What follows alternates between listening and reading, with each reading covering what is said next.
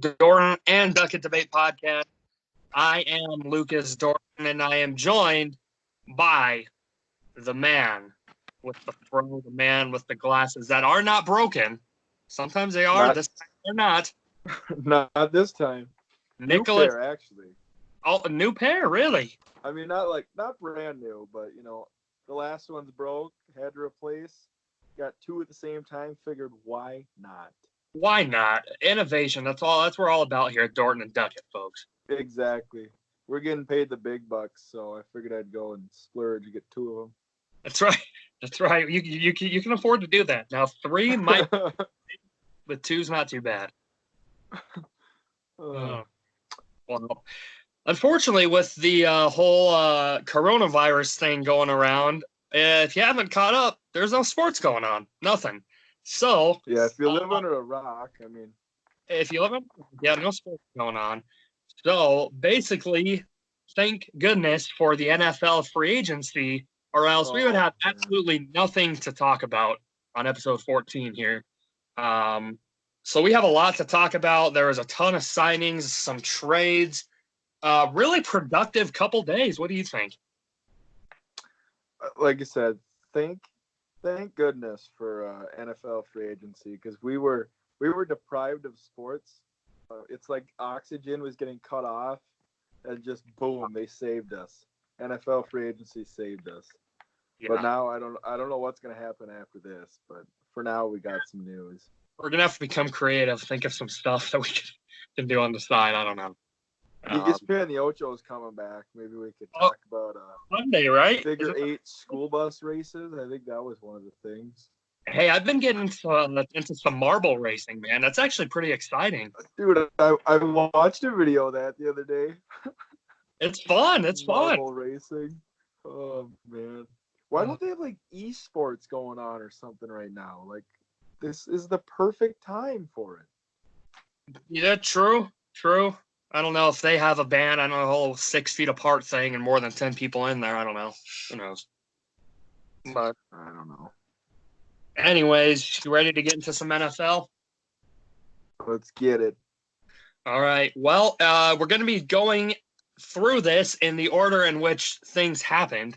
So, Tom Brady will not be the first one that is talked about. That's going to be towards the end. Sorry. I can assure you, though, he will be talked about the longest. Yeah, Tom Brady will be talked about. Maybe for a brief mention. Yeah, not happening, Norton.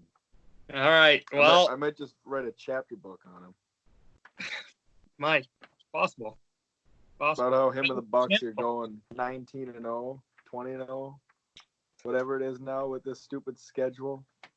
That will also be talked about too. Yes, we'll get into that. So we'll get into the first deal here. Calais Campbell traded to the Baltimore Ravens for a 5th-round pick. Campbell is a guy great guy, a Walter Payton Man of the Year winner. I have a little bit of with him because the year the Dolphins made the playoffs, he tore Tannehill's ACL, and Matt Moore had to write it out. So that was unfortunate there. That's the year Jacksonville made the AFC Championship? No, that was when he was on Arizona. He was on Arizona at the time.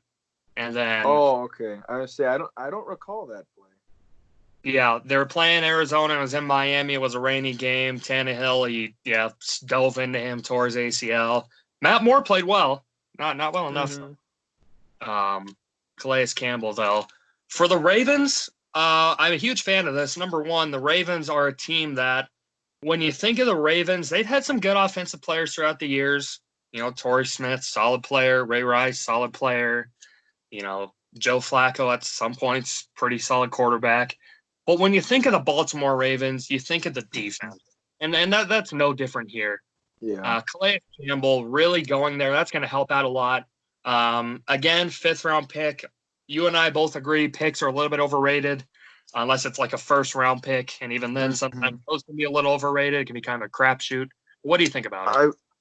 I will say picks in NFL are definitely more valuable than MLB and NBA.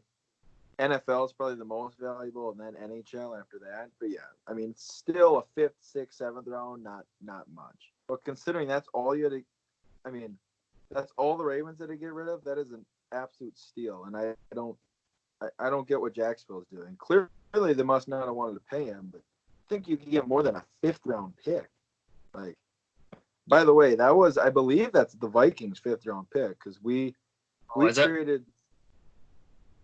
I believe so because they traded us that Kare Vedvik, that kicker, and we gave them a pick for a kicker, and then we ended up cutting him anyways. And now they turned that into Calais Campbell. I mean, whatever works, right? Whatever gets the job done. But yeah, Campbell is obviously a veteran. He's a proven veteran. He's like used to Walter Payton Man of the Year. I think multiple time Pro Bowler. He's been on some good teams. This is a very good addition for a team that was the 1 seed in the AFC last year, and they just got better with that addition. So The rich keep getting richer, as they say. right. So that's good for the Ravens there. For Jacksonville, obviously, Nick Foles was traded, and we'll get to that one soon. Gardner Minshew, I think he'll do okay. I can't imagine he's going to be leading a Jacksonville team to playoff spot. Jacksonville, that's just a team I kind of want to talk about just real quick while we have them here.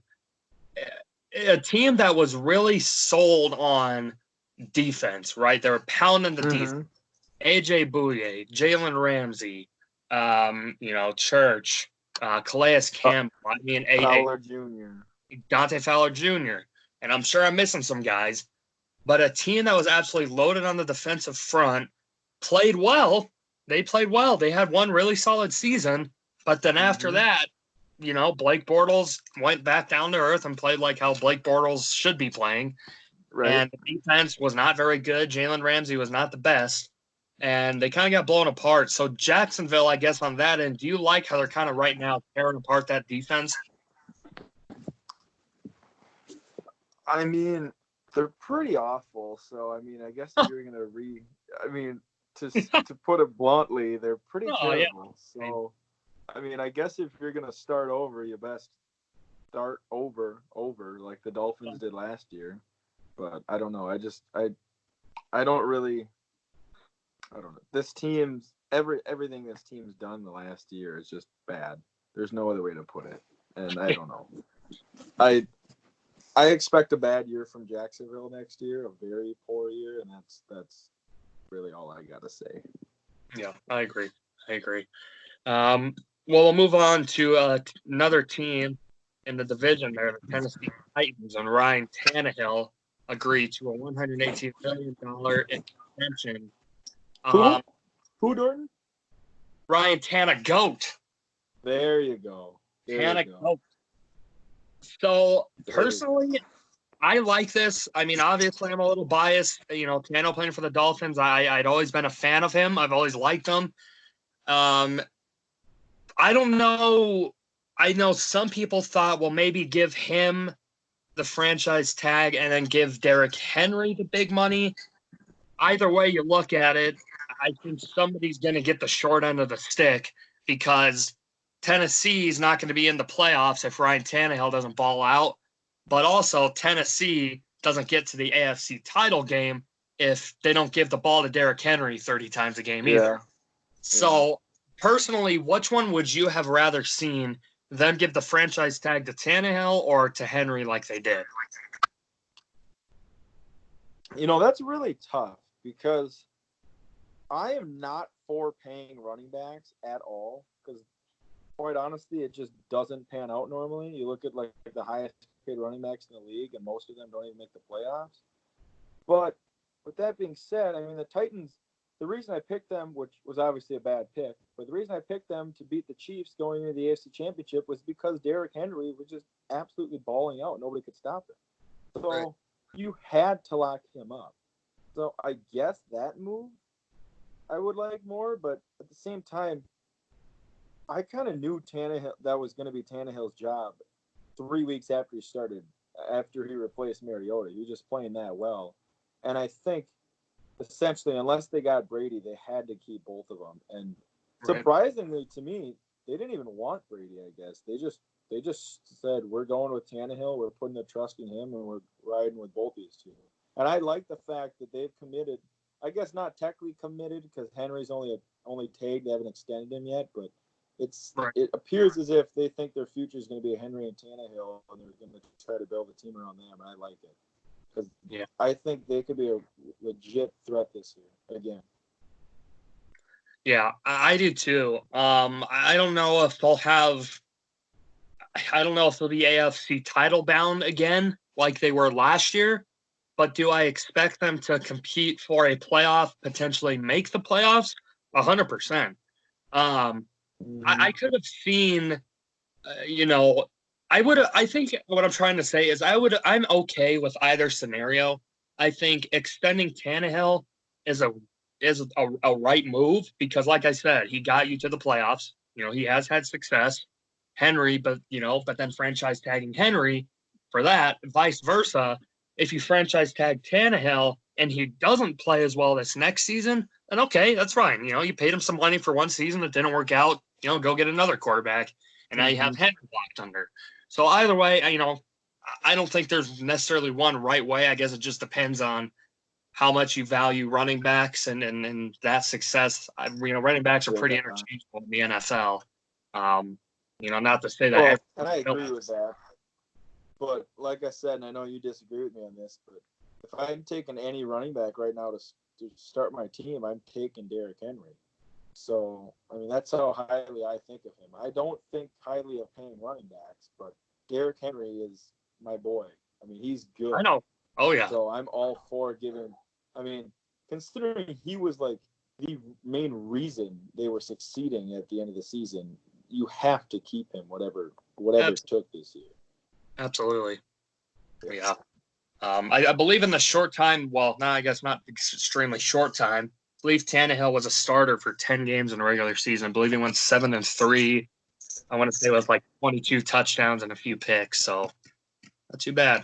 Not too bad from the former Texas A&M wide receiver. Great. Anyways, we will move on to not signing, not a trade. Watching the camera. Hold on.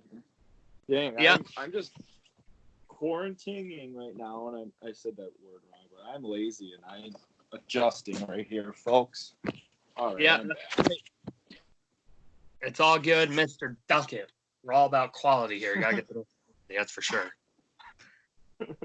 But anyways, so the NFL expanding its season supposedly to 17 games, and I believe adding a couple more playoff spots as well. Nick, just being your friend on Facebook, I already know your opinion on this, but for the folks at home who are not friends with you on Facebook, who maybe do not know you, why don't you give them your opinion of what you think about it? This is a terrible rule. I hate it. I'm very, very much against it. And yeah, did I say enough? Captain? I don't know. The NFL, everything they're implicating, I just don't like it. The 17 games, I mean, it's not that big of a deal, I guess, but I just don't see the need for it. It's going to change. I mean, I personally like records, and I'm a historical guy, and I like stats. Well, that's going to affect all that because now you're playing one extra game. They already have a 16-game schedule the way it is, and I like the way they schedule it out. You play each team in your division twice. That's 6 games. If you're in the NFC, you play an entire NFC division, so that's 4, as well as an entire AFC division. That's another 4.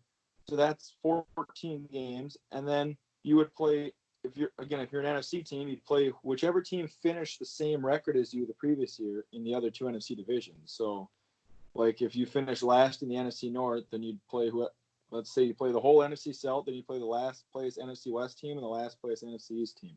And I like the way it's set up. It makes it so the good teams have to play against each other, and it kind of evens it out. Well, now what are you going to do with that 17th game? Just roll the die and pick some random game? It doesn't really make sense. And it's honestly just a money grab, and that's what really upsets me. Like, yeah, I know it's a business and you're trying to get money, but don't add a game just to get money if it doesn't make sense. And that's what they're doing. There's no reason to do it. Right. It really isn't. Yeah. this is, I know, something that the players have been talking about a lot too, following them on Twitter and stuff. A lot of them not too happy about it, which I understand. Again, that's another game that you could potentially be injured. Obviously, all drastic scenarios, but a potential, career-ending injury, season-ending injury, potential lose out on some money. I'm not a fan of it either.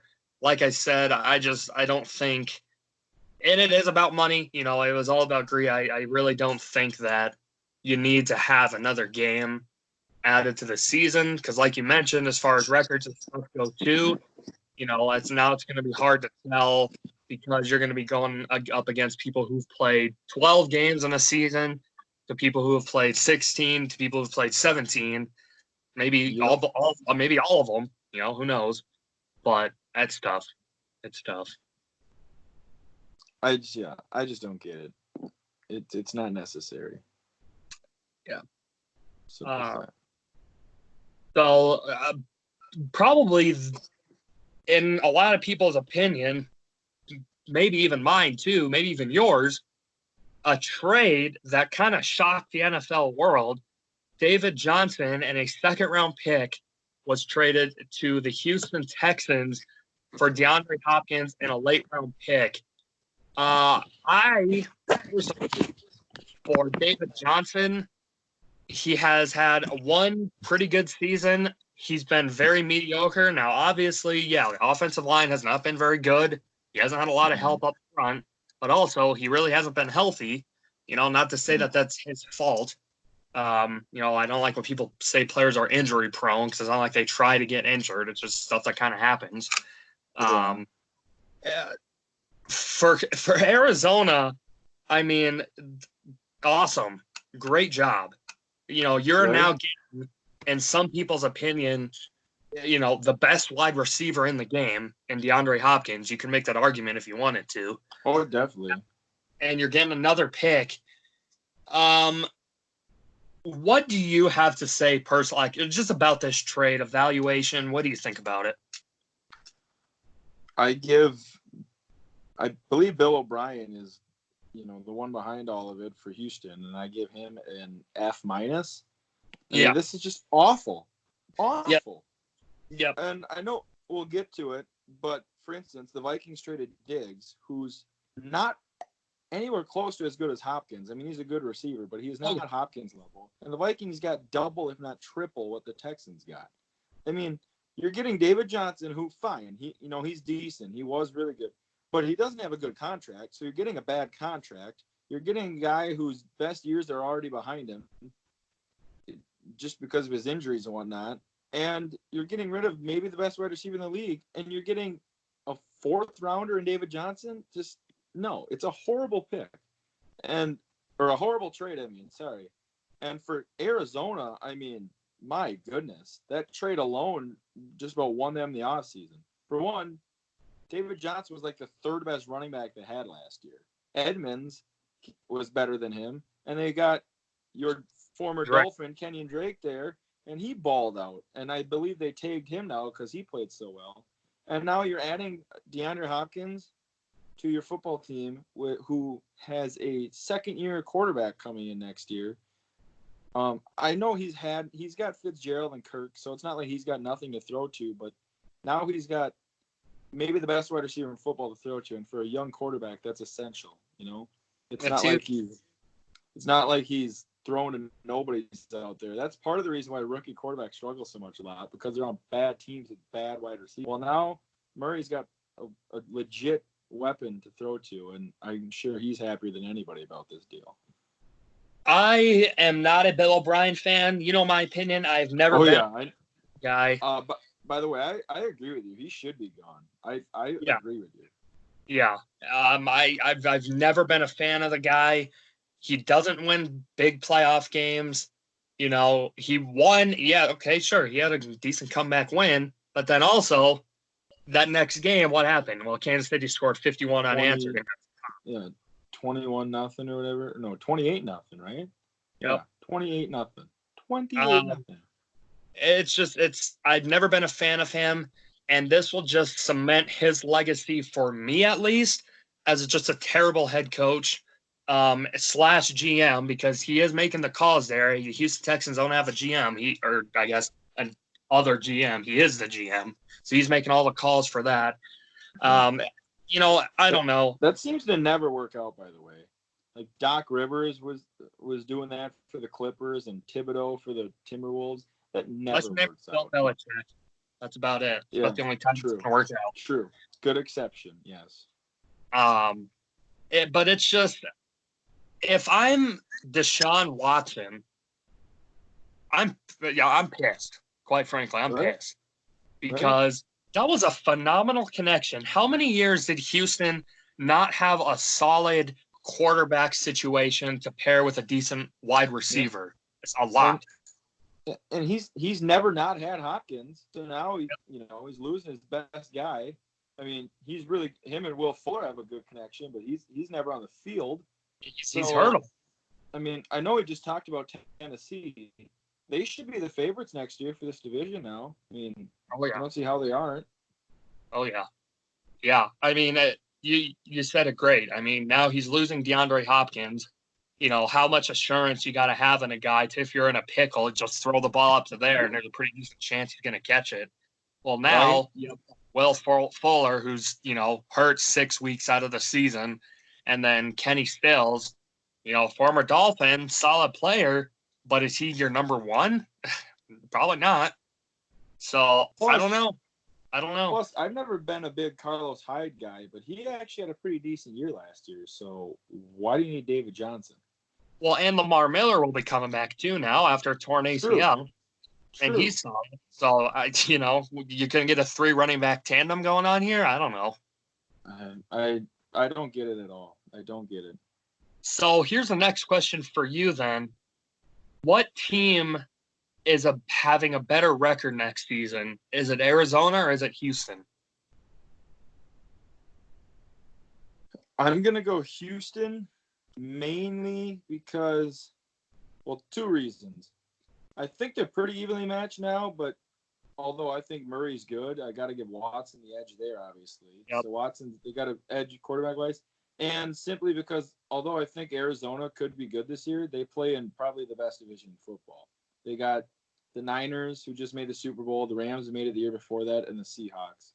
Whereas Houston's pretty much only got to go through Tennessee. So, at least in my opinion. So, I'm going to say Houston. But it doesn't necessarily mean they're that much better, I don't think. And I think I would agree with you. Do you see Houston making the playoffs at all, even as like a wild card team? Being that there's 7 teams now, which is dumb. And the weak division, I'm gonna say, as of now, probably, just because Watson's that good and that division's not good. But to me, they'd be, one of the better teams in the AFC. But now you trade Hopkins in that terrible trade, and that's really gonna hurt them, in my opinion. I think you give Arizona a couple years. I think they're going to be a legit team. You have DeAndre Hopkins now. Yes. Is going to be developed. Hopefully, that whole line is a little more set and the defense gets a little better. I think you give them a couple years, 2-3 years, they might be a playoff team. And now, like you mentioned, with the playoffs expanded, who knows? Maybe you'll only need a 9-7 or an 8-8 record to make the playoffs. I don't think it will in that division because it's a tough division. But you never know. You never know. Yeah. Yep. But anyways, Bill O'Brien needs to be gone. They need to just make a petition down there in Houston to get rid of him. If I'm in Texas, I'm pissed. I would be doing that. I mean, that's terrible. That's awful. I can't imagine being a Houston fan and hearing that. No, I can't either.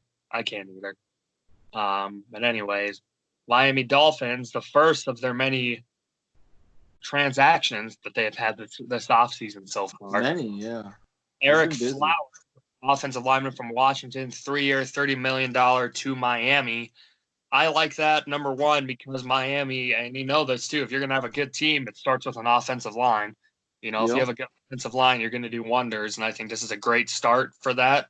From what I've read, solid guy, had a pretty breakout season last year. So we'll put him there. Yeah, like I said, huge fan of that. Obviously, I think we're going to get the most potential out of him that we can. Pretty young guy, too. Do you have a take on this at all? I mean, the Flowers move itself, not necessarily. I mean, good signing. But I think just now that we're on the Dolphins, just this whole offseason so far as a whole with the quarterback shuffle and whatnot, I think it's just obvious at this point now that Tua is going to be a Dolphin. I don't know what your opinion is, but No, I would agree 100%. I've been seeing – it's so tough because every day I'm seeing, oh, yeah, 100% Tua's the guy. But then yesterday I saw something where it's like Miami wants to trade up to number 1 to get Joe Burrow. So it's like, okay, well, I don't know which one to believe. I would be leaning towards wanting Tua, number 1, and then I think we are going to get Tua. He just seems like that's going to be our guy. I like Tua. Personally, I'd probably go Burrow, but I don't think Cincy, even if that rumor or whatever were true, I don't think Cincy's going to give it up. But regardless, nope. Miami's definitely taking quarterback now. I mean, there's no doubt about it. Absolutely. And like I said in the past, too, we brought back Fitzpatrick, too. And if you're a rookie quarterback, I would love to learn under Ryan Fitzpatrick. Obviously, the guy hasn't won any Super Bowls. He's been on dang near every team in the NFL. But right. The guy goes out there, he has fun, he plays hard, and he's a perfect example of it doesn't matter on paper how bad your team might look, he's going to give it his all, and that's something exactly you want to watch as a rookie quarterback. So yeah. I'm pretty pumped. Yep, you got a good mentor for him. You signed Flowers to block for him. Yep. They're trying their best to set up the quarterback for success. Absolutely. So we'll move on to another signing, Austin Hooper to the Cleveland Browns, 4 years, $44 million. I like this for Baker Mayfield. Number 1, I had Austin Hooper in fantasy last season and the season before that, absolute monster at tight end. I still think sometimes the guy gets slept on a little bit, which I don't know why, because he's a pretty solid tight end. He's a very legit tight end. So I guess for the Browns then, are they kind of giving up on Njoku? I mean, I know he's had some injury problems, but do you just kind of do a tandem, maybe throw both of them out there? Do you think Hooper's going to be getting more snaps than Njoku? Oh, Hooper's definitely going to get more snaps. It seems like nowadays, although there really isn't that many good tight ends, everybody loads up on him. It's like everybody wants to have 2 or 3 now, and it's kind of weird. But yeah, Hooper's going to get the majority of the snaps. I mean, who knows if, I know you said you don't like the injury-prone thing, but who knows if Njoku is even going to stay healthy. He was banged up. Yep. And he really hasn't done that much yet. He's shown signs, but he's never really strung it together for games. So I think they just, figured let's take the opportunity and go get Hooper. And the Browns have been one of the busiest teams this offseason, and I'm liking what I'm seeing. I mean, I still don't think they're going to be that great just because I don't think Mayfield's awful, but I don't think he's ever going to be that great. But they're making moves. I mean, they're doing a lot right now, and I like what they're doing. They're really trying, so we'll see. This Hooper's a great signing. Great signing. It is, and especially, he's a guy that most tight ends, kind of just a possession guy. He's not going to burn you down the field. He's not going to have highlight plays. He just makes the basic routes. And if you're a quarterback, a younger quarterback like Baker Mayfield, who you have a team with Odell Beckham and Jarvis Landry, who, are probably going to be covered a lot of the times. Having a guy like Austin Hooper is a nice safety blanket. I don't think he'll be just a safety blanket. I think he'll be a legit threat on this team. But nonetheless, for Baker Mayfield, that's huge. That's huge for him. So I'm loving that deal for sure. Oh, yeah. Shaq Lawson, 3-year, $30 million deal with Miami as well. I can tell you this much. Watching him play in Buffalo, this guy is a monster to try and go up against. Yes. Not an easy player to go up against at all. So I'm happy that he is now on our team. So what do you think about this? Great signing. Do you have the numbers? What the deal was? I don't remember. 3 years, $30 million. That's what I thought. Yeah, $10 million a year, 3 years for Shaq Lawson. I'd say that's pretty good. That's really good. he's plus. I don't think it really matters, but he's familiar with the division, if that means anything. Yep. He comes from Buffalo, and like Cleveland, Miami's making a lot of moves, and I like what they're doing. We'll get to it. I'm not a big fan of the Byron Jones sign of the money, but Miami's doing a lot, and I like it. They're taking steps, and in a division without Brady now, it's wide open. It's anyone's game. Anyone's game, that's for sure. Like I said, I'm a huge fan of this. Now he gets to be paired up with his former Clemson teammate, Christian Wilkins. They'll be on a defensive front together too now, once again. So that's super cool as well too. But like I said, I'm a huge fan of this one. I think he's going to ball out this year. But anyways, Hayden Hurst, former Baltimore tight end, traded to Atlanta, also with a 4th-round pick for a 2nd and a 5th-round pick. Obviously, losing Austin Hooper doesn't help a lot, so you got to try and replace him. I don't think Hayden Hurst is – he's not going to be the guy to replace Austin Hooper. He's not going to match up with him at all. Yeah. As far as skill set, I think he'll always be known as a guy that was taken before his other teammate, Lamar Jackson, in that same draft. But nonetheless, I mean, Baltimore now gets a couple more picks out of it. Atlanta gets a tight end who it doesn't seem like he's going to be held back much at all. Do you have any thoughts on this or not really? Actually, yeah. You said a 2nd round, correct? Yep.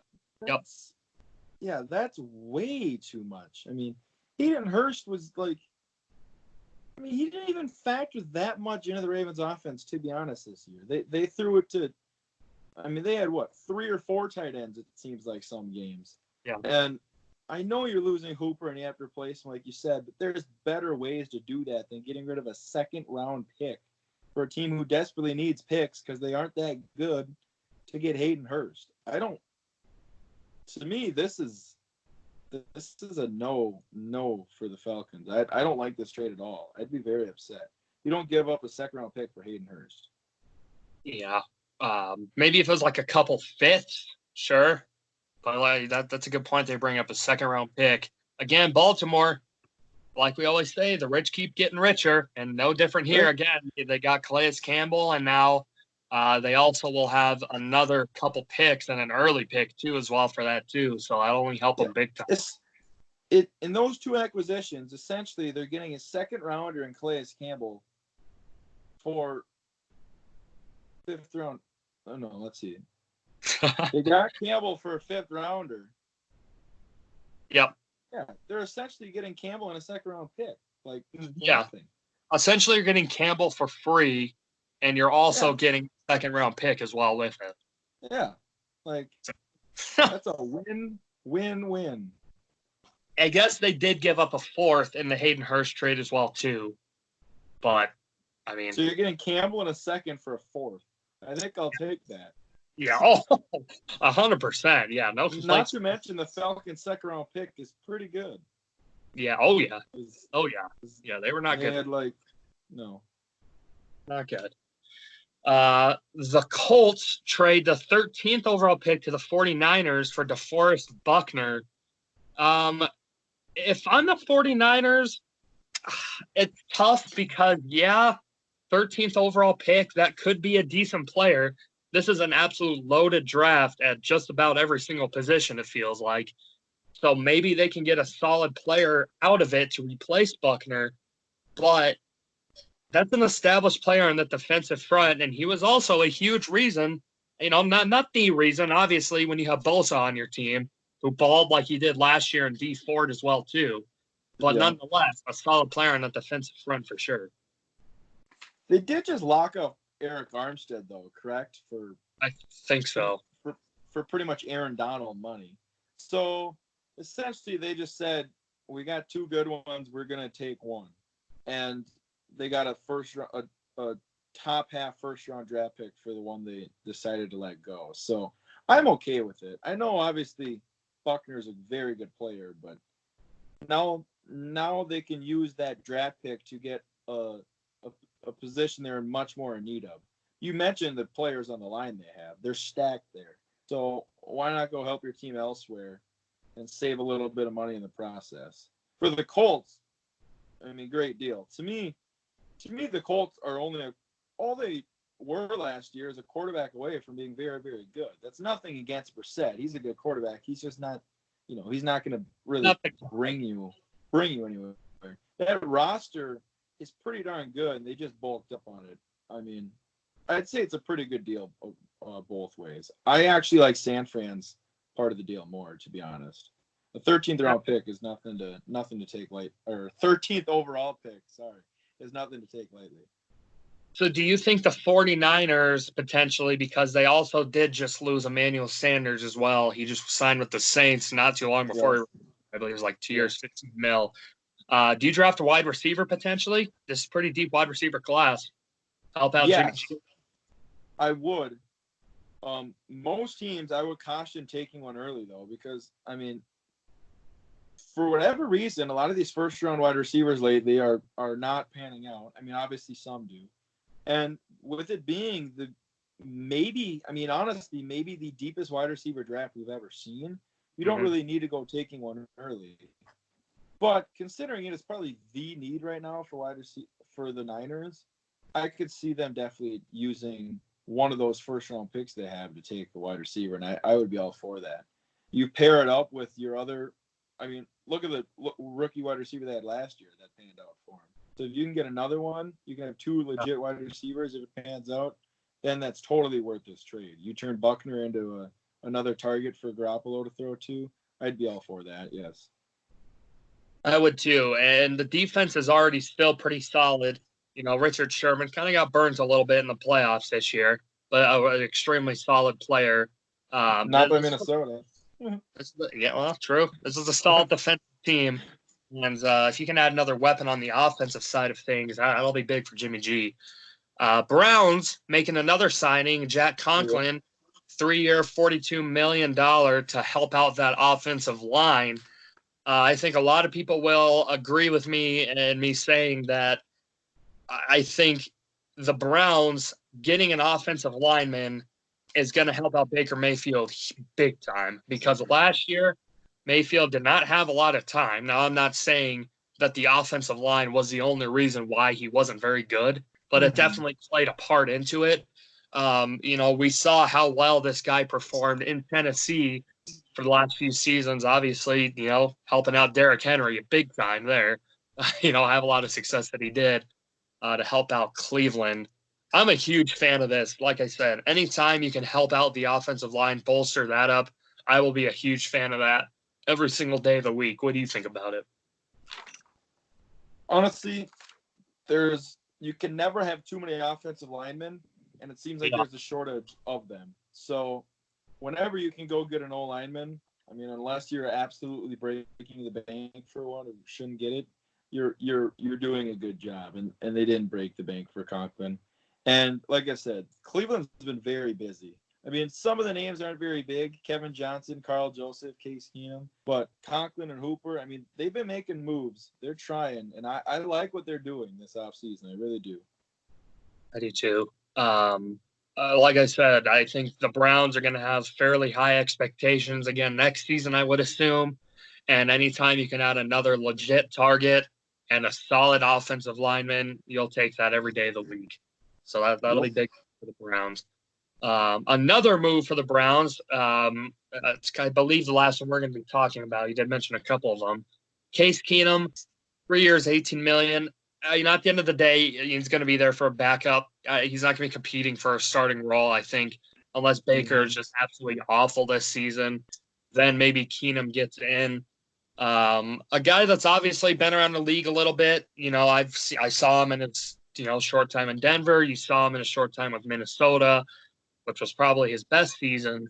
Again, a mentor, a guy that's been around the league a little bit. I think this would be nice for Baker, kind of show him the ropes a little bit, how to win. He's won some big games, that's for sure. You'd probably know better than I do. Do you have any idea what the range is in salary for backup quarterbacks? Like, what's the average? I mean, I'm not sure, but I'm not sure it's 18 mil. Because I mean that's a lot of money to give to a backup, and I mean even if Mayfield plays bad this year, they're not going to replace him this year. It's just not going to happen. So, I mean, I don't know. I don't know if you need to be investing that much money into a backup quarterback when you should be investing it elsewhere to help your current young quarterback. But it's not. I mean, it's not a bad signing. I'm just not all for it necessarily.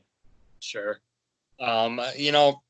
It's at times, yeah, I think you can have bad contracts in the NFL. I don't think necessarily this is a bad contract. I don't know if I would have given Keenum $18 million for 3 years to pretty much back up Mayfield. I think, and obviously he now will probably more than likely be a starter. But at the time, Teddy Bridgewater definitely probably the best backup in the league, right behind Drew Brees, and it showed last year when he went undefeated in the games that he started in. But nonetheless, I don't know. I mean, it's okay. It is what it is. Not like against it, but I do think $18 million is a bit much for a guy that's not going to start it all this season, or for the next 3 years, I suppose. So Byron Jones, 5 years, $82 million to Miami. Nick, I will let you start on this. What do you have to say about that?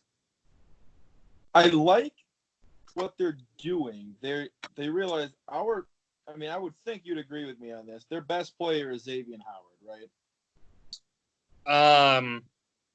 Yeah. I mean, on the defensive side of things, 100%. Maybe overall, it's close. It's close. Devontae Parker. Okay, yeah, I suppose. But anyways, Howard is one of their better players, and now you're adding another guy on the opposite side. You're saying we're going to take our strength and we're going to make it even better. We're just going to lock you up with our defensive backs. I like that idea. Nowadays, especially in a passing league, you need like 4 cornerbacks, it seems like, at times. Yeah. Well, now they have maybe the best cornerback duo in the league. I like that. I'm just not sure Byron Jones is like top cornerback in the league money. I believe he's like the highest or second highest paid corner now. I'm not a big fan of the contract. I'm a fan of the addition. I'm a fan of Byron. I mean, I like Byron Jones. I like the fact that they're getting another solid corner. I'm not a huge fan of the dollars, though. Yeah, I see what you're saying. It just kind of comes down to one of those things where if you want a bigger name player, this is how it is in all sports too. If you want a player really bad, you're probably going to overpay for him a little bit, unless, your name is Mike Trout, as far as you can't really overpay for the guy because he's worth all the money in the world. Right. But Byron Jones, I mean, like I said, sometimes you have to give up a lot to get a lot, and you're getting one of the best corners in the league to be matched up against one of the other best corners in the league. 5 years, $82 million. I like it. Now, I will say Miami has had a history of giving out pretty terrible contracts. Ndamukong Suh definitely being the headliner of that. Did not do a whole lot when he was here. But I like it. I'm a fan of it. Brian Flores, definitely a defensive guy. He was a defensive coordinator for the Patriots for how many years. Has a ton of respect from those guys. So I'm a huge fan of this. Yeah, go ahead. I tell you what, I know I was giving you crap about them the other day, but I really do think Miami could win this division. And I'm saying that because I think I'm not saying they will, but it's totally up in the air right now. We don't know who New England's quarterback is going to be. We don't know who Miami's quarterback is going to be, but I think it's likely it's going to be Tua. I think there's a good chance he pans out. And Miami is going to have a very good defense. I mean, I really like I like what they got on the defensive side of the ball right now. I know they got rid of Fitzpatrick and all sorts of guys last year, but considering how bad they started, they didn't have that bad of a year for what they were talking. They overachieved, that's for sure. Yeah, that's for sure. And Devontae Parker finally panned out, or finally did what we were hoping. I truly think Miami could compete in that division next year. I really do. And I agree 100%. Kind of talked about the quarterback situation. Now, obviously, a quarterback doesn't make the whole team, but it is a huge part. The Patriots, are they going to roll with Jarrett Stidham? I mean, I Yeah. wouldn't think so. I It wouldn't think so. sounds like they're going to, but I wouldn't. I wouldn't. I wouldn't. Now, granted, And yeah, learned under the GOAT now, but still, I mean, right heck of a role to now, step into. Like, my question to you, I mean, what do you think about the Howard signing? Because to me, I look at Miami, I think, all right, they're probably going to have Tua, but they're going to be a defensive team next year. Well, a lot of times you want to mix a good running game with a good defense. I'm not, but see, they just lost Drake for when they traded him last year. So they need a running back. I'm not a huge fan of Jordan Howard, but he did do better than what I thought he would last year with the Eagles. So Yep. And to touch on that, we'll just talk about it now since you brought it up. So Jordan Howard signed with Miami 2 years, $15 million. I think what I've been hearing in mock drafts and stuff is that Miami will probably draft a running back early on, maybe third, first round pick, or probably our first, second round pick. I've heard DeAndre Swift. I've heard J.K. Dobbins. I've heard J.K. Dobbins a lot from Ohio State. Potentially the one or two back in the draft.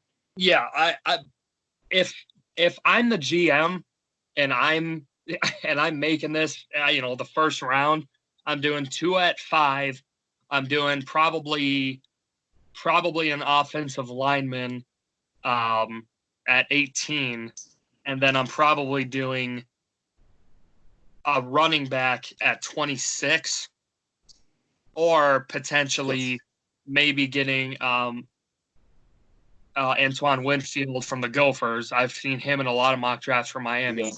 Potentially snag him at the end of the first, and then get a running back like J.K. Dobbins or Swift with our first, second round pick, which is like 30-something. I'm not sure. Yeah. It's going to be heavy offense for Miami, at least early in the draft. Absolutely.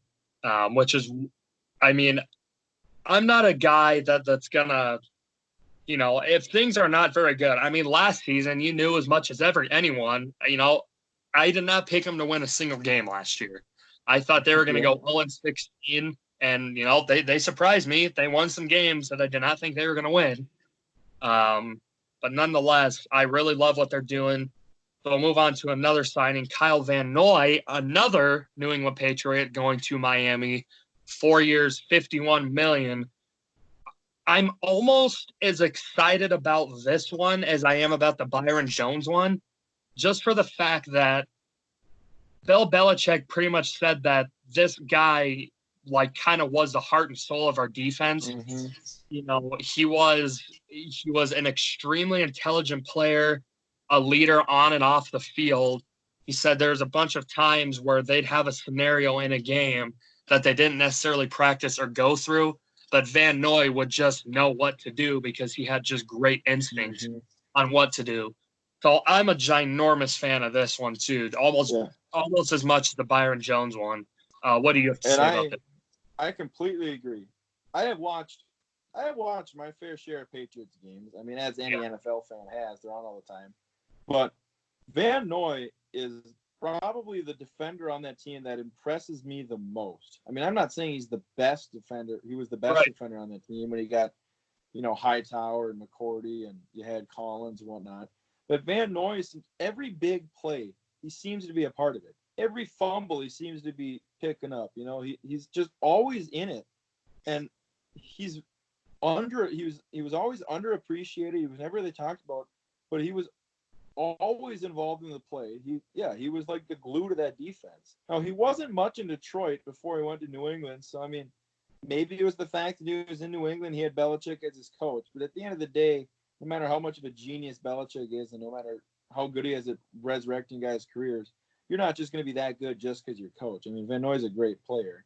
Will he do the same in Miami? I mean, I'm not sure.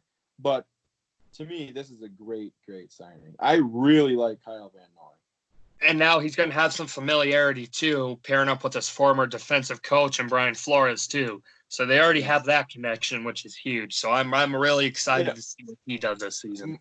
Miami's just signing AFC East rivals to their team. Oh, yeah. Now they just got to go get a former Jet.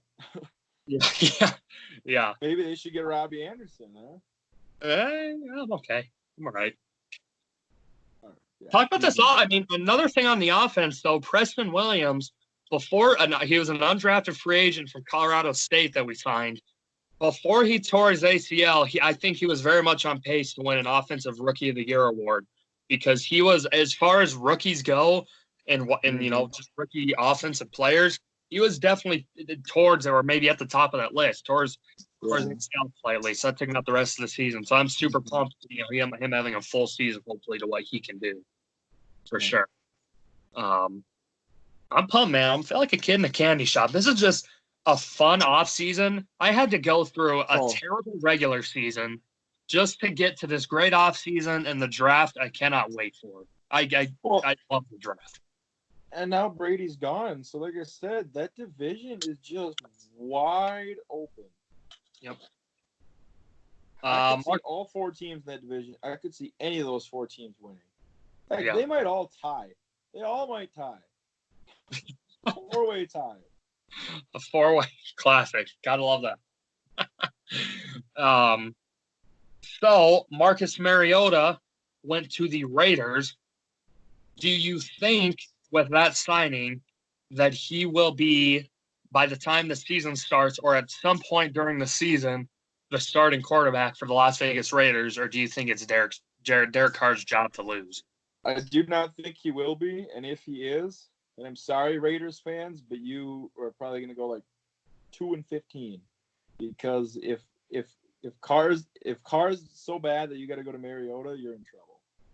Yeah, I'm just going to be honest. Mariota's not a good quarterback. I'm an Oregon guy, but no, he's just not a good quarterback. There's a reason not Fitzpatrick. There's a reason Tannehill took his job in Tennessee. I'm not a huge Derek Carr guy, but he's clearly better than Mariota, and this is just simply, I don't know if they're just trying to light a fire under Carr or what, but I mean, yeah, he's going to be a solid backup in backup terms, but no, he's not a starting quarterback in the NFL, and I don't think he will be this year. Which I do feel bad for Mariota because when he was at Oregon, he was a really decent player. And I personally thought he was going to be a pretty decent NFL player. I did as well. He had some okay seasons. He had some flashes at times that he was worth that high pick, but he just has not really lived up to it. And I feel bad for him. But at the end of the day, the NFL is a business, and you got to go with what works best. He caught his own touchdown pass in a playoff game. He did. He did do that.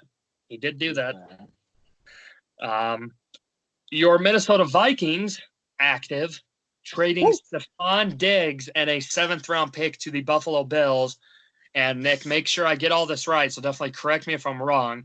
For a 2020 first-round pick, 5th-round pick, 6th-round pick, and a 2021 4th-round pick. Was that correct? I believe so. And I think we gave up like a 7th rounder or something like that. A 7th. Yeah. I love this trade. Now, Mitchell Matthews and I, shout out to Mitchell, we were talking about this a while back, and he wasn't big on trading Diggs, and I think we both agree this is a good trade. See, Diggs he wasn't necessarily the best locker room guy coming towards, or maybe not locker room guy, but he wasn't happy here. He didn't want to be here. And typically, to me, I'd be like, I don't care. If they're good and our team's good and they're going to help us win, don't trade them just because they're not happy here.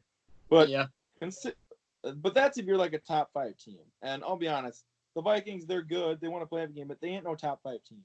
So if Diggs ain't going to want to be here, and considering we were struggling to find money to even get anybody, it was a perfect opportunity to get rid of him. It frees up salary cap, and it's getting rid of a guy who doesn't want to be here. And if we only got like what the Texans got for Hopkins, I'd be just, oh man, I'd be livid. But no, we got all sorts of draft capital, and I love it. I love it. I mean, Diggs is good, but he's not great. I mean, he's not like a top 5 wide receiver. He probably ain't top 10 wide receiver. And you're getting 4 draft picks, 1 in the first round. Yeah. And you're freeing up salary cap. See, the Vikings have no salary cap. now they have a bunch of picks, which you're not gonna, that's how you avoid the salary cap issue. You sign the guys you need to sign, and then you fill them in with the draft picks because you can afford that. I love this deal all around. I mean, now they're gonna struggle to find a wide receiver, but you still got Thielen, and this draft is loaded full of wide receivers. So Yep. you should be able to find one or two.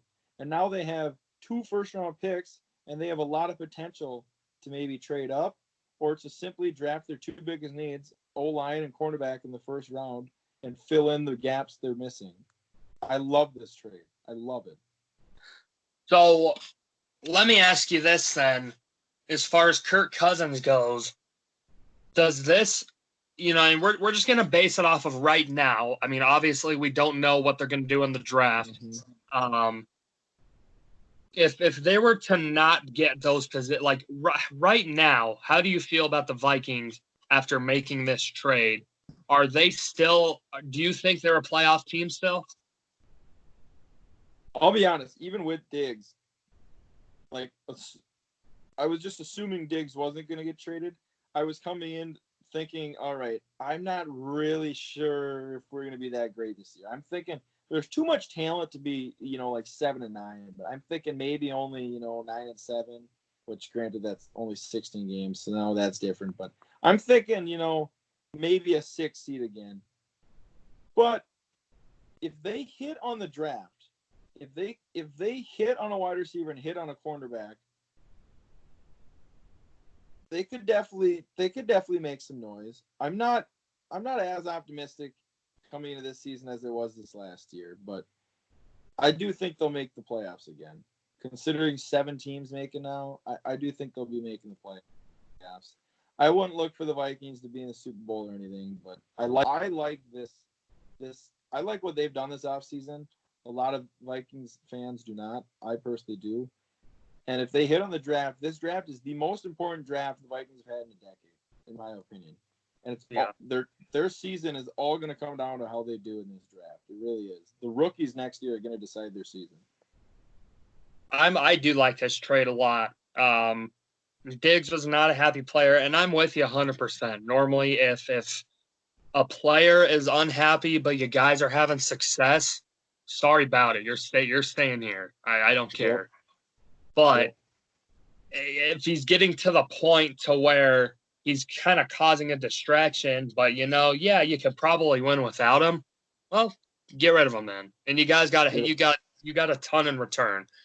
I think if they were only to have gotten 1 or 2 draft picks, I don't know if they would have won it. But the fact that they got 4 first-round picks, one of them being a first round, that's huge. Yeah. That's huge. I tell you what though, when I was talking about whether the Vikings should trade Diggs or not, I didn't know if we could even get a first rounder for him. I'm like, if you can get a first round pick for Diggs, you definitely think about it. Well, we got a first plus 3 other picks. I couldn't believe it. What do you think about the trade for the Bills side of things? I like it. Josh Allen, I think, out of the quarterbacks that come out of that class, I think he's definitely 2, I'd say. Behind Lamar, yeah. Behind Lamar. I think he definitely was the second best one, which is kind of funny because I remember through the draft process, people were saying he was going to be the worst one, and he turns out to be one of the best ones. Well, of those 5 main ones, the 2 we mentioned, and then Mayfield, Rosen, and Darnold, the 2 that were probably thought to be the worst were Allen and Jackson, and they're the best 2 so far. I like this for Buffalo, especially. This Buffalo team made it to the playoffs last year. Should have beat Houston in the first round, but they blew that to only keep Bill O'Brien around for another game, unfortunately. But nonetheless, anytime you can add weapons, especially a guy that is really solid, I don't think he's a top 5 wide receiver in the game, but definitely one of the top receivers in the game for sure. I like this a lot for Josh Allen and the Bills. I'm a huge fan of this. Well, like you said, it's always nice to have good wide receivers. Obviously, you want to be good at every position, but especially for those young quarterbacks. You want those young quarterbacks to you want good wide receivers for those young quarterbacks so they can get some confidence in the NFL and have somebody to throw to. They're not, especially, Allen's, he can throw that deep ball further than darn near anybody in the league, and he's actually a very good running quarterback. But, there's concerns about his accuracy. Well, yep. Diggs creates a lot of separation. He gets a lot. He's not. I mean, some people think he's a very, very good route runner. He is, but personally, Thielen's a better route runner than Diggs is. But Diggs gets so much separation. So if you can create the separation he has with the Vikings, it shouldn't be a problem for Allen to hit him. So We'll see how it goes. I think they gave up way too much. But considering when you're a playoff team, you don't worry about gaining draft capital. You worry about getting what you need now to become a Super Bowl team. And that's what they're doing. They're getting another wide receiver. So now they got Diggs and John Brown, and they're going for it. I mean, they gave up a lot. I wouldn't be a huge fan of what they gave up if I'm a Bills fan, but you got Diggs, and that's a big acquisition. You got an established player. And if you're going to get rid of that much, you better get an established player, and that's what they did. So. Yep. Emmanuel Ogbah, 2-year, $15 million deal to Miami. Again, I don't think he's going to necessarily win the defensive player of the year, but I don't think he's going to be a bust, which is why I think, he was only 2 years, $15 million. Again, you can never have too much depth. So, I like it. Did Miami sign the entire NFL this offseason? Well, we're getting close. Seems like them and the Browns have signed about 50 players in the last 3 years. Done a lot. Do you have any strong feelings on this either way? I mean, not really. It's about the fifth biggest acquisition for the Dolphins this week. So. Randall Cobb signed a deal with the Houston Texans. Again, I don't know. I mean, I think his elite days are behind him.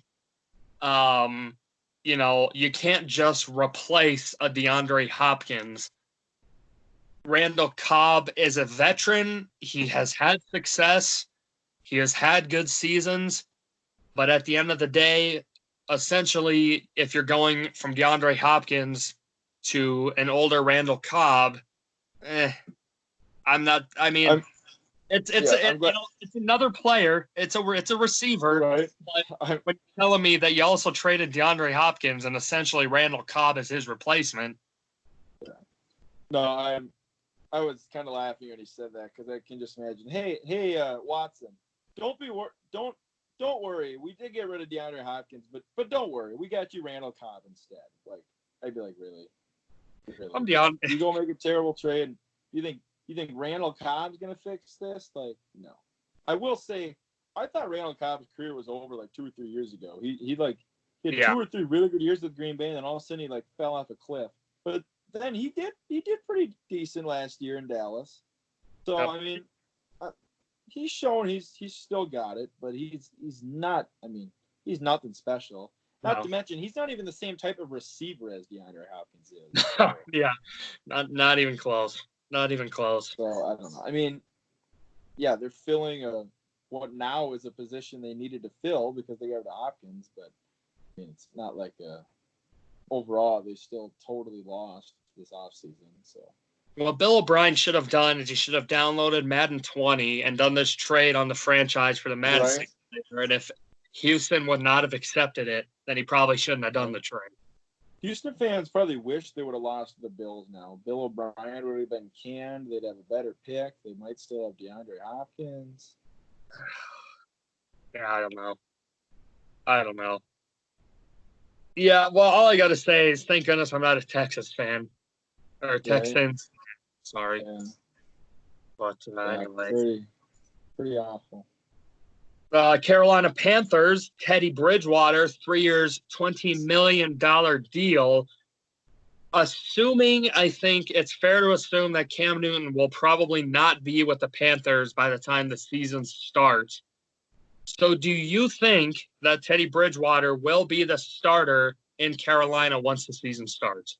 Yes, I do. And I think the fact that the money and the years they gave him I mean, obviously, yeah, it's not like he's getting 30+ million, but considering the contract they gave him, they're clearly planning on him being their starter for the future.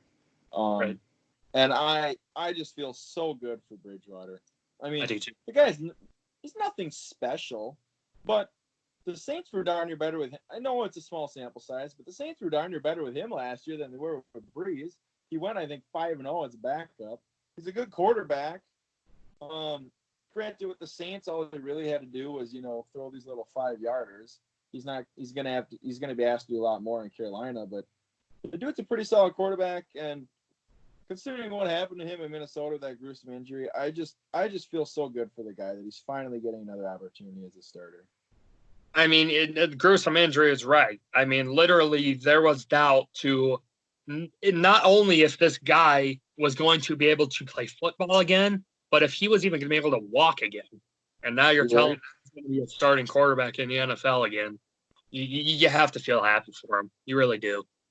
Hopefully he makes the best of it.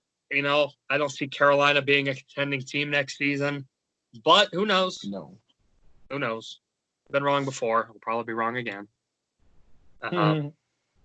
Vic Beasley signs a contract with the Tennessee Titans. I like this a lot.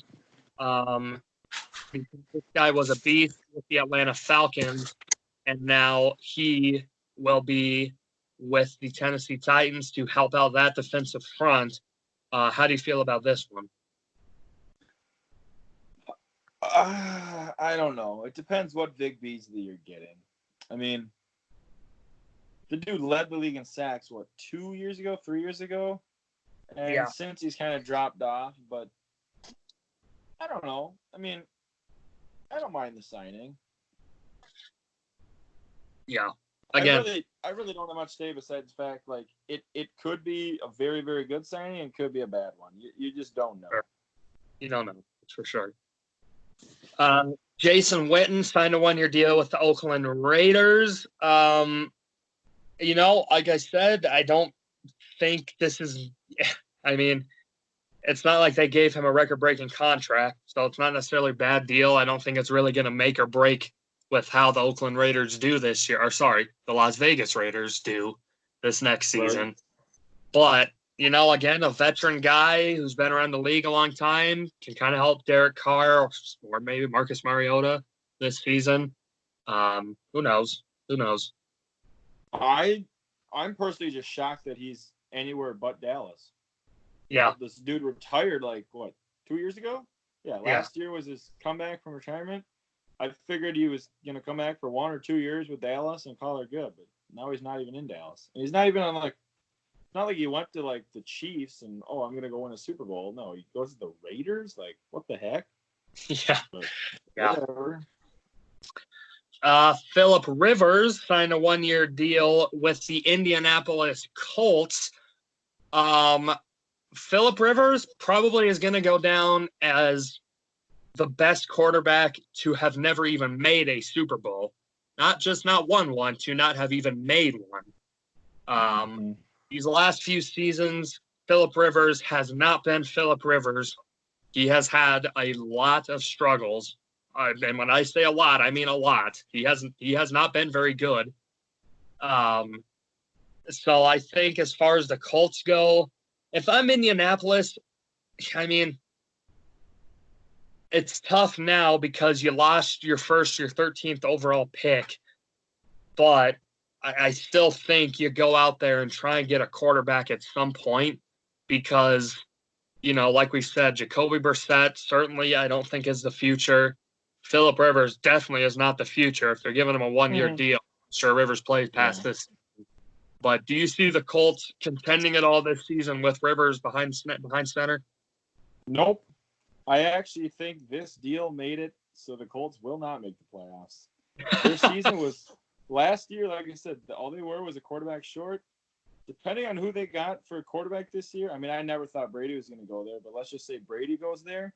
I mean, you could talk about maybe even making the Super Bowl with that roster, Brady. But with Rivers, no. Rivers, I'm sorry.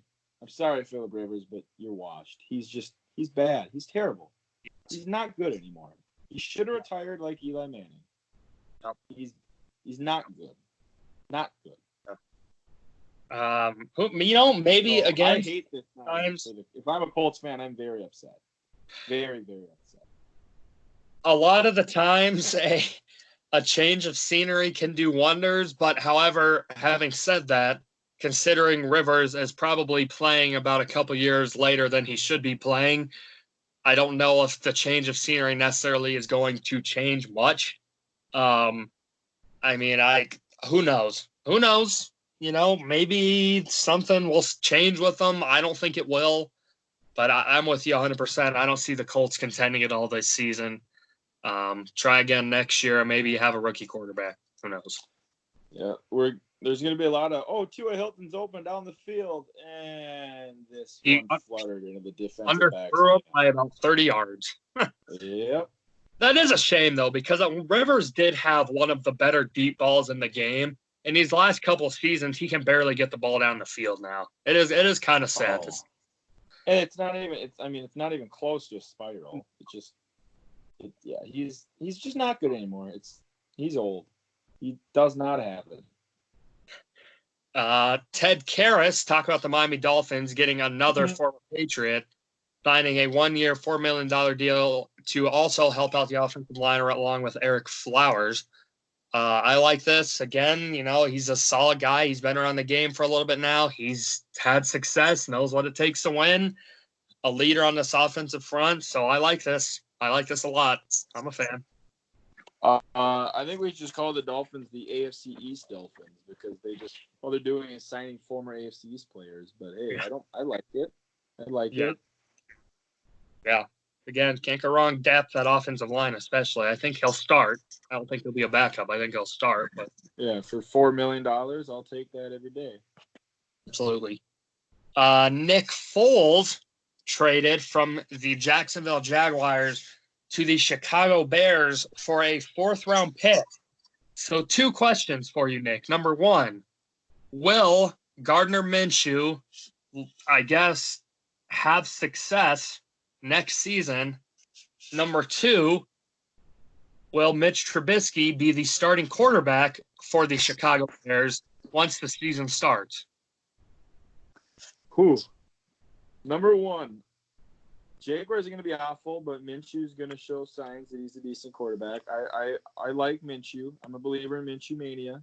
I do think he's going to be a good quarterback. So I think he'll have as much success as he can have on that awful team. Number 2, I have no idea. I mean, it sounded like, although I don't think Trubisky should be the starter, but it sounded like Chicago was okay with him and they were going to stick it out with Trubisky. But then they go and get Foles, and now I have no idea. I mean, I don't know why you trade for Foles if you don't plan on starting him. I just don't know. It might just come down to whoever has the best preseason. I don't know. I honestly have no idea. I don't know why you would trade for Foles. You're not going to start him, but it sounds like they wanted Trubisky to be their starter. So I don't know. I guess I'll lean with Foles, but I don't know. What's your take? Yeah, it's tough.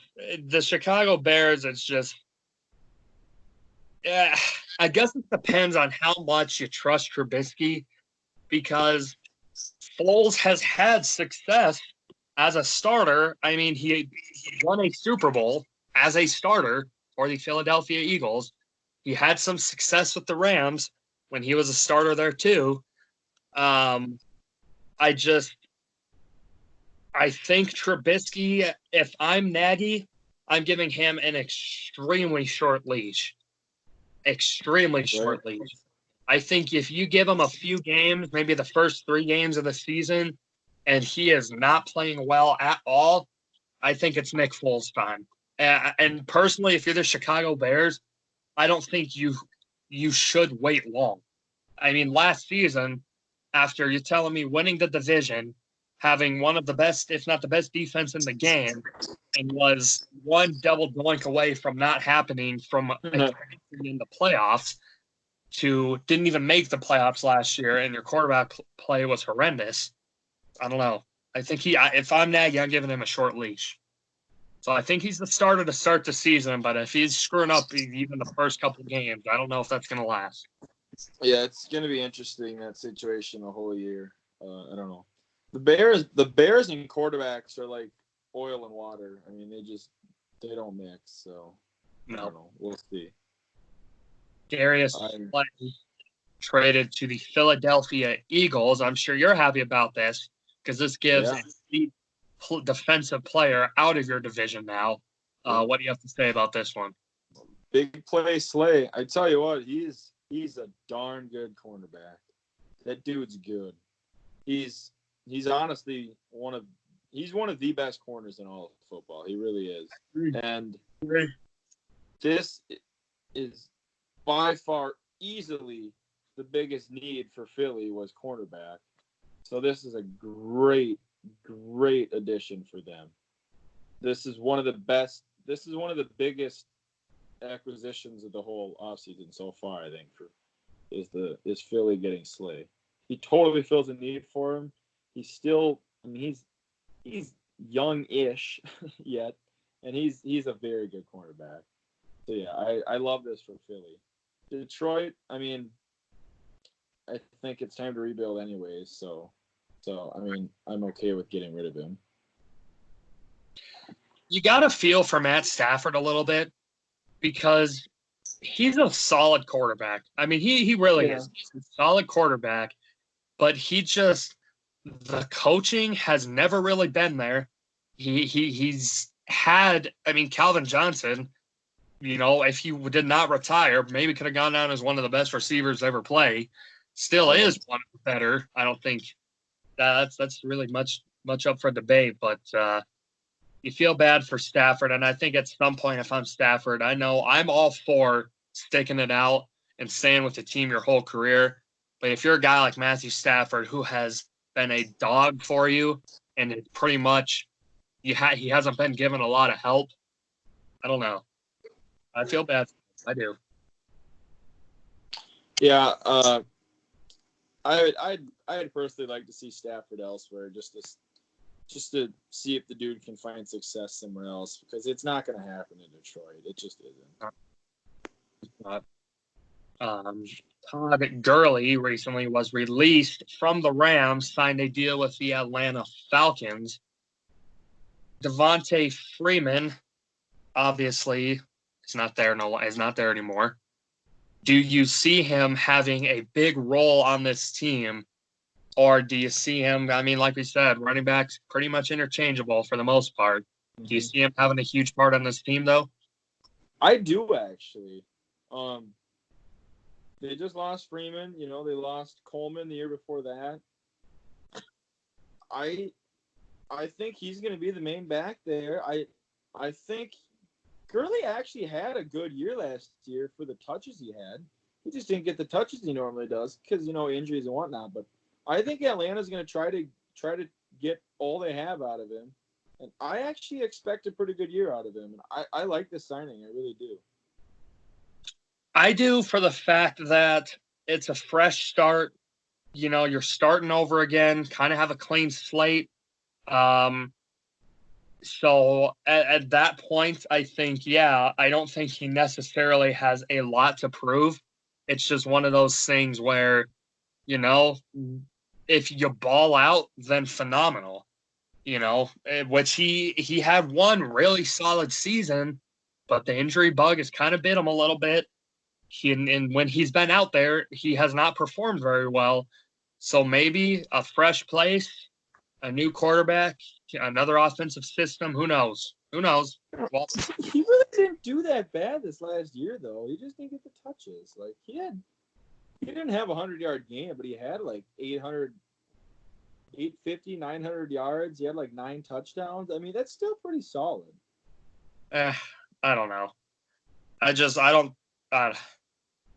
think he has been. Maybe I'm just salty because one season I drafted him like number 1 overall, and he was absolutely awful. And then the next season is when So. Yeah. I mean, firstly, we'll get to this later, but I'm thinking about Melvin Gordon. I'm not a big Melvin Gordon guy. I think this year, if I'm Atlanta, I'd rather have Gurley than Gordon, to be honest. Really? Yes. Well, we'll just get into that now so we can discuss this a little bit more. Melvin Gordon signed a 2-year, $15 million deal with the Denver Broncos. I'm going to disagree with you there. If I'm the Atlanta Falcons, I think I would much rather have had Melvin Gordon. I think for the fact that he has always been explosive his whole career. He's always been solid. He hasn't been up and down like Todd Gurley has. Regardless if he had 900 yards and 9 touchdowns, the year before that, he was sitting on the sidelines in the Super Bowl when C.J. Anderson took his job. So Gordon can catch the ball really well. He's got blazing speed.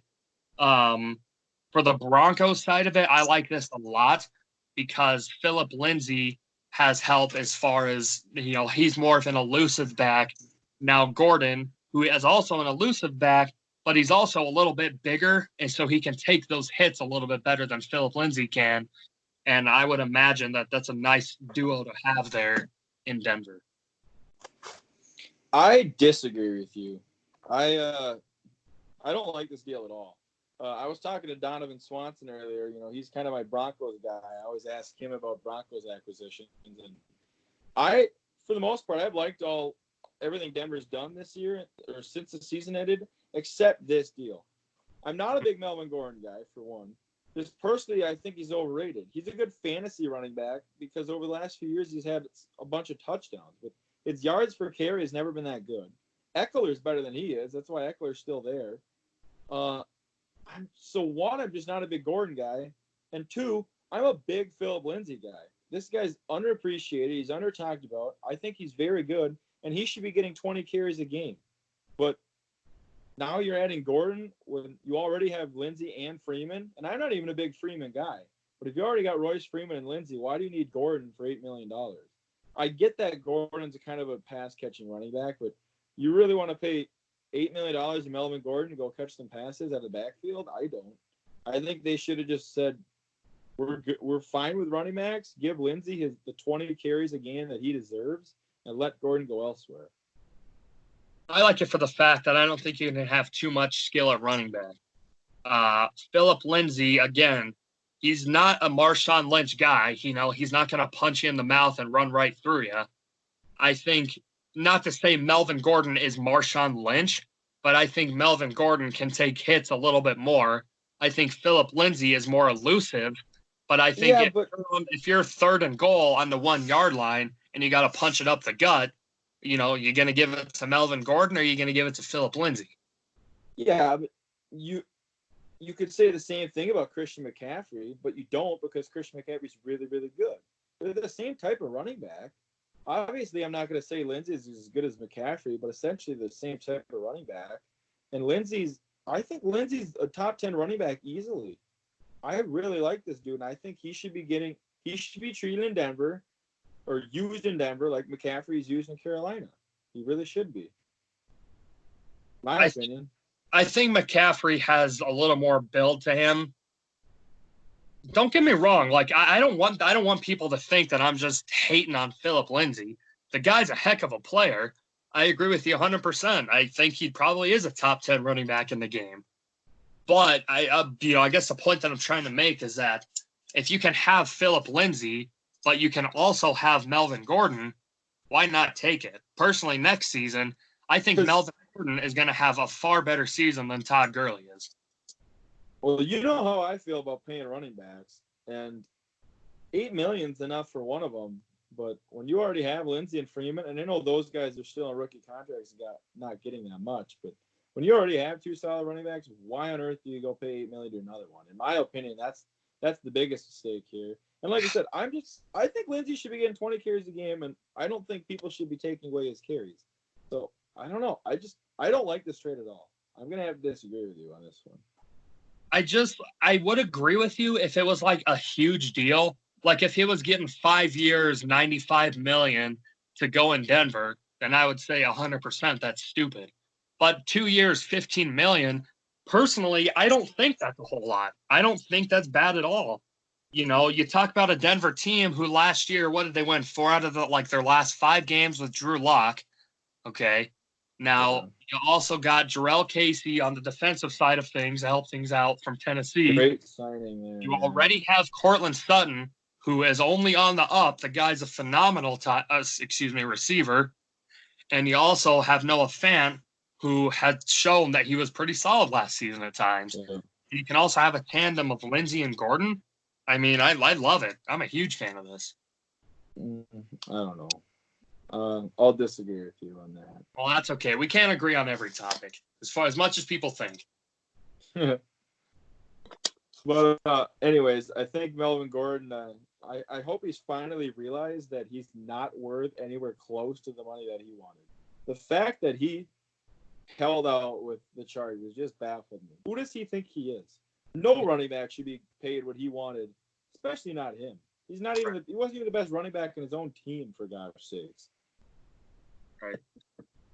But anyways, did we miss anything? Is there any other free agents? Did I miss any big names at all? Doetkott? I think I don't know. I don't know if I missed anyone. Well, I mean, just the GOAT. You just missed him. That's it. Oh, that's right. Tom Brady. That's The right. GOAT. Tom Brady. Yeah, well, right after Ryan Tannehill.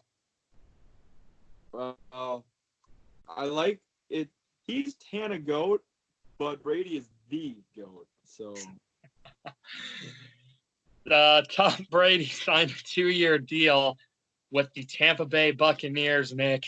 I know you're a huge Patriots guy. You're a huge Brady guy. Do you think this was the right move for Brady? What do you think about this? well, I'm just gonna say, if I'm a Tampa Bay fan, I've said, "Let's go, baby, let's go." That's how I feel. Lost the classic, everything. Tom Brady's the GOAT. He's coming to the NFC. He's coming to claim the NFC championship. He's coming for you. Anybody in the AFC, the Super Bowl, he's coming. Tampa Bay, 20-0, book it. New England, 0-17, book it. Tom Brady, the GOAT. 6 Super Bowls going on 7, book it. Just book it, Dorton. Really? Book it. Yep. They're winning the Super Bowl. Mm-hmm.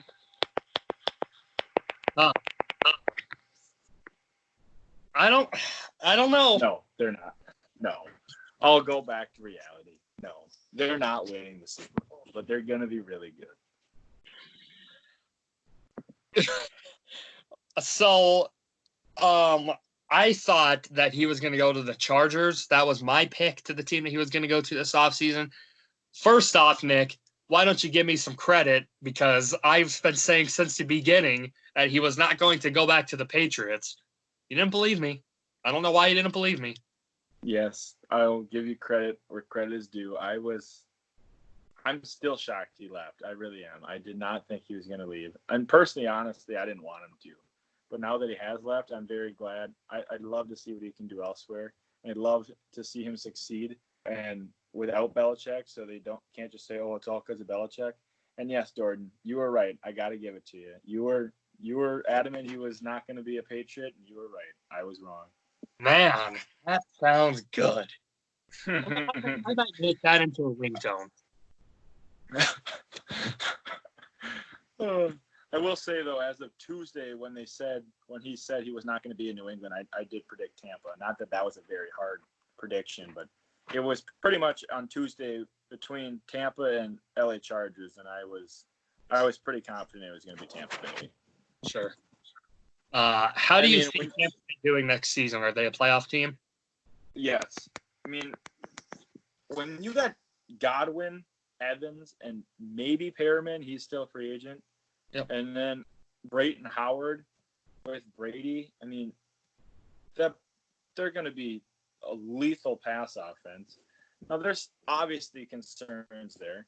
Their run defense was actually very, very good last year, but their pass defense was very poor, and their rush offense is very poor. And they've yet to really address the running back problem, because I'm not a big Barber or Ronald Jones fan. So I personally thought, and I don't even think very highly of Gordon, but I personally thought they should have been going after Dorton or Gurley. But if they can find a little bit of a running game and if they can, remotely stop the pass, they're gonna be a pretty solid team. The Panthers, I don't think are going to be that great. The Falcons are going to be decent. So it's between them and New Orleans in that division, I think.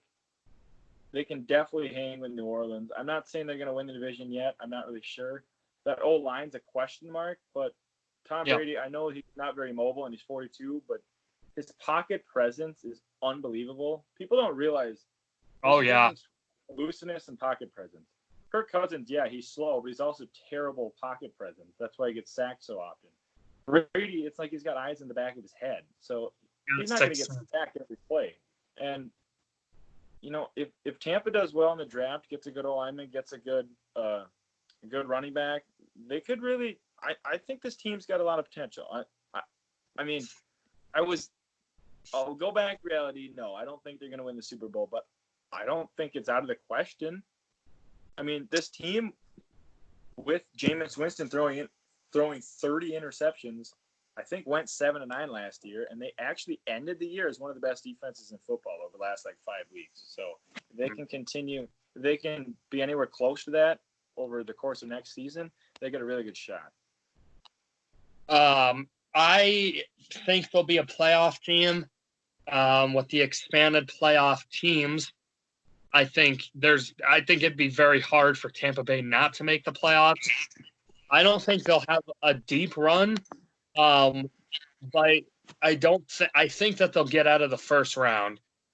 Now you talk about having Mike Evans, who's a top receiver, Godwin, who is an up-and-coming top receiver, O.J. Howard, he hasn't quite lived up to that first-round potential, but we all know how much Tom Brady loves his tight ends, so I think he'll work with him a lot, and I think he'll make him a lot better. Mm-hmm. I think it'll be interesting this year. I think Bruce Arians is a great coach. I think Brady will love working with him. Especially for a quarterback. Yeah. Yep, especially for a quarterback. So it'll be exciting. There's a lot of new faces on new teams this year, so I'm really excited to see how it all pans out. Oh, yeah. I knew there was potential for 8 different quarterbacks to be switching teams, and I'm glad it actually happened because it made for a lot of fun.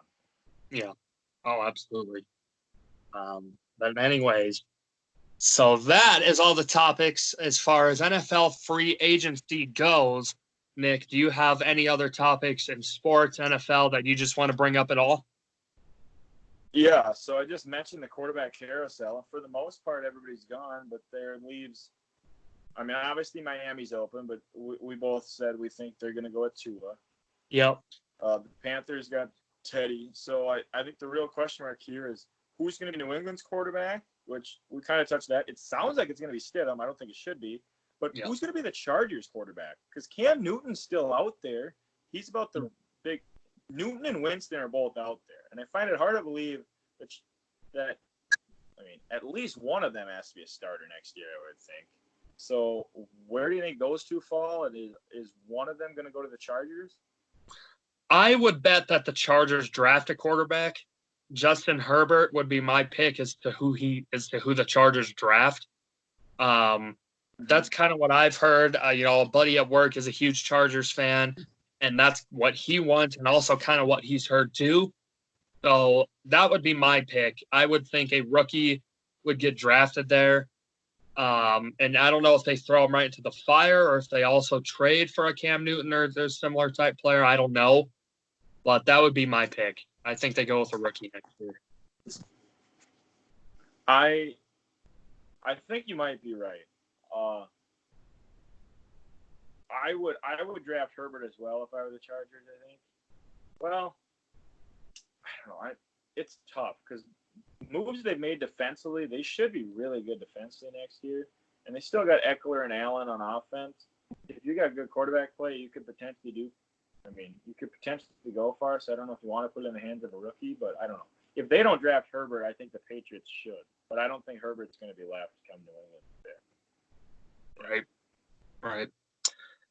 Well, nonetheless, that can definitely be a topic that we bring up another day because that is an interesting topic, the quarterback carousel in the NFL. Who else is going to go where?